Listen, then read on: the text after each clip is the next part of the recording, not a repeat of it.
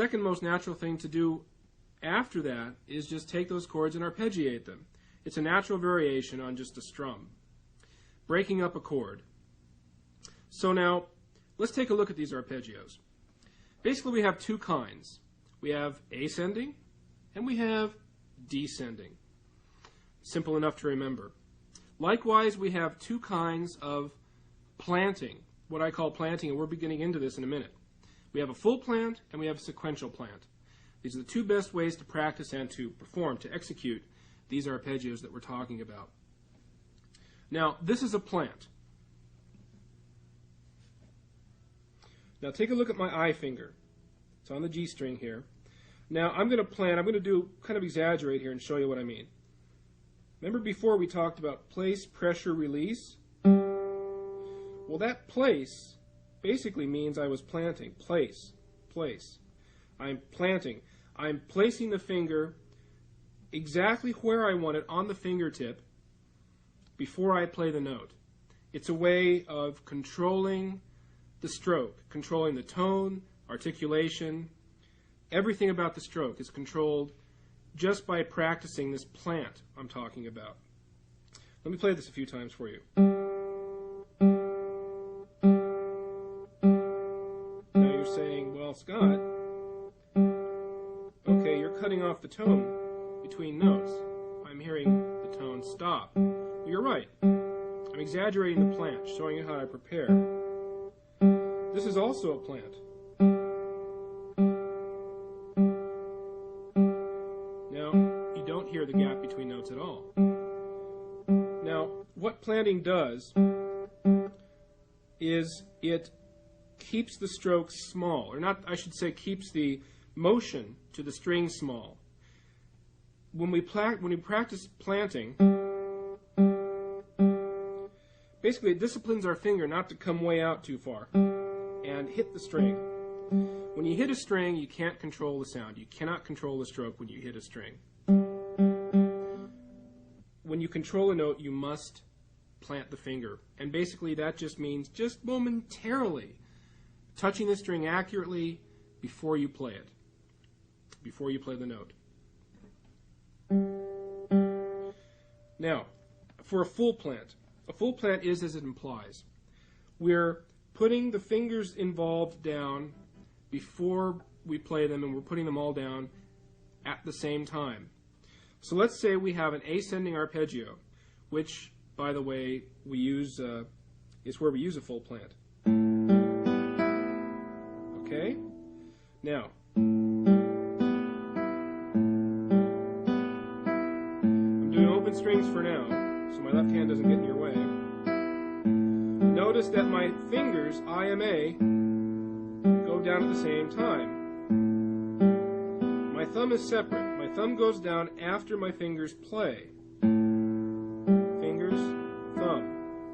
Fingers, thumb, etc., etc. Now notice this. As I get faster,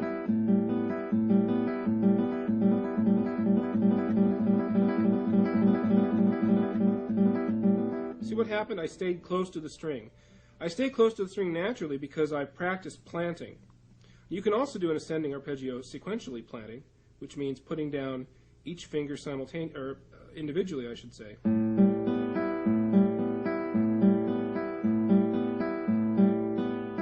So as soon as I'm done with one finger, the next one goes down. Let me show you this one while I do a descending arpeggio. Okay. A goes down, M goes down, I, and the thumb. You plant immediately after you pluck a note. Not during, just after. If you have your guitar in your hand, try to follow me. Just to get the idea, just follow me for a second. Got that? Are your fingers going down securely? And are they going down exactly as you want them? Now notice this. Now you can follow me or not, doesn't matter. I'm going to speed up.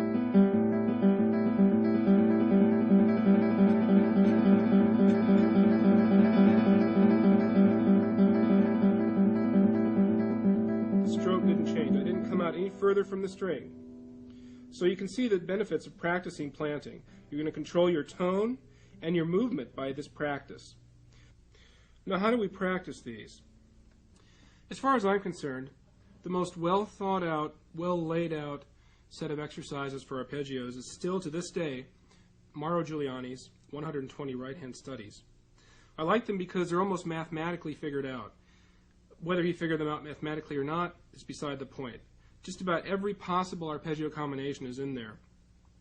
Granted, he uses just C major and G7 chords, and a lot of people think, well, how boring. Well, that's not the point. The point is that it's the patterns that count. And in practicing these patterns, make sure that you plant correctly and practice it enough at your own pace where you feel comfortable with the planting.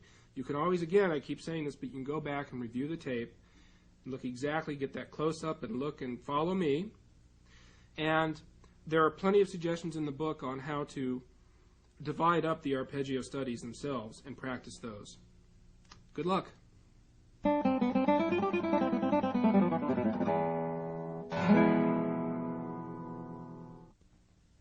Scales. Everybody wants to play fast scales. You know, it's fun, it's flashy, and it seems to be a goal, the primary goal, I guess, unfortunately, of a lot of people. I don't know if I should say unfortunately, because it's something I've always wanted to do too. But over the years, I found that control and accuracy are much, much more important, that we should always strive for control and accuracy, always above speed. Speed will come. And I should also say that we all do, yes, have limits. We all do have limits. We're not all going to be able to play as fast as Paco de Lucia. But that's all right, because he's Paco de Lucia, and we're us, and you're you. So over the course of practicing all this and working with your technique, you'll find what your basic limits are. Hopefully we'll burst through a few limits doing these exercises. But the point is that eventually you're going to have to realize that within your limits, control and accuracy are much more important. And in fact, they will give you the maximum speed that you need. Now, let's talk about speed. Before we can play any scales fast, we have to be able to play a succession of notes fast with the right hand. You can only play a scale as fast as your right hand will take you. If your right hand only goes that fast, well, that's as fast as the scale is going to go. So you see what I mean? We have to work with the right hand first. So let's do that.